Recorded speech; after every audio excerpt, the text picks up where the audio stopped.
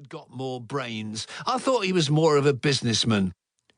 Fraser, despite various altercations with the Krays over the years, ended up being close friends with the twins, especially Ron, with whom he spent several years at Broadmoor.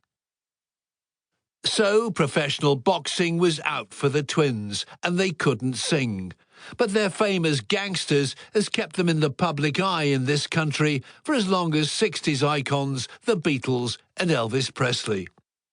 I am always amazed by not only how well remembered the Krays are by people who were around in the 60s and 70s, but how widely their name is known among younger generations who seem to endlessly devour books, films and TV shows about the brothers.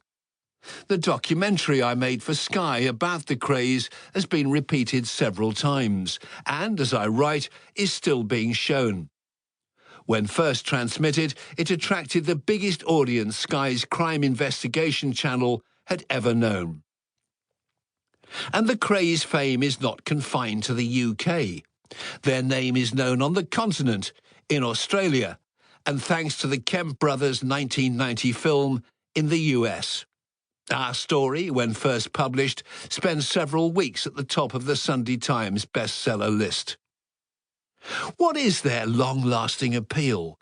Why are they still so famous? Why do people, young and old, find their stories so engaging years after they rule the streets of the East End, and years even since they both died? Maybe it's nostalgia, a memory of a time when life seemed simpler, less complicated. But while some are quick to mythologize the brothers, others are less positive about Reg and Ron Kray. The family of Reg's beautiful wife Frances, who died aged 24, are among them. Many of Frances's family have their own beliefs about what happened to her. There are even unproven theories that she was murdered. Many of the Krays' own gang, known as the Firm, also have bad memories of the brothers, particularly Ron. I spoke to one former member in the Carpenter's Arms, the pub bought by the twins for their mother. It's in Cheshire Street, just 100 yards from their old home on Valence Road.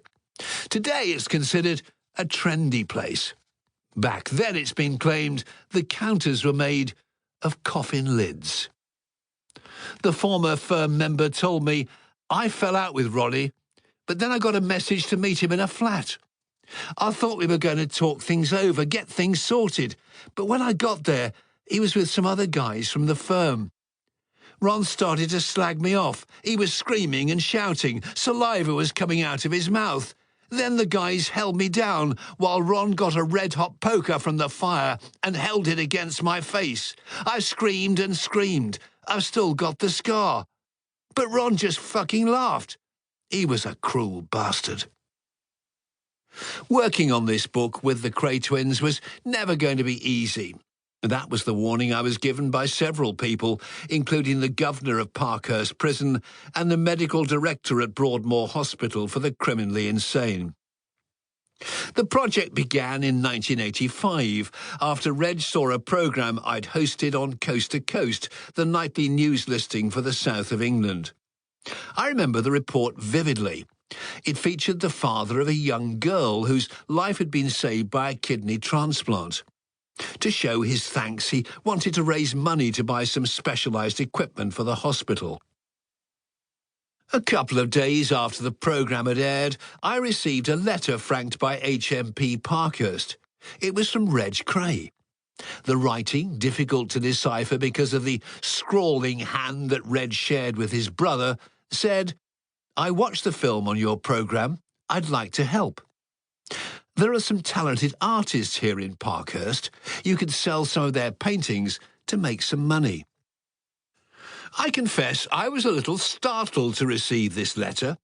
I was aware of the Krays, of course. I was a young man in the 50s and early 60s when they made headlines as they ruled the streets of London and were finally sent down by Leonard Nipper Reid. Nipper Reid was a chief superintendent on the Met's murder squad in the mid-60s and dedicated his life to bringing down the Kray twins. Ironically,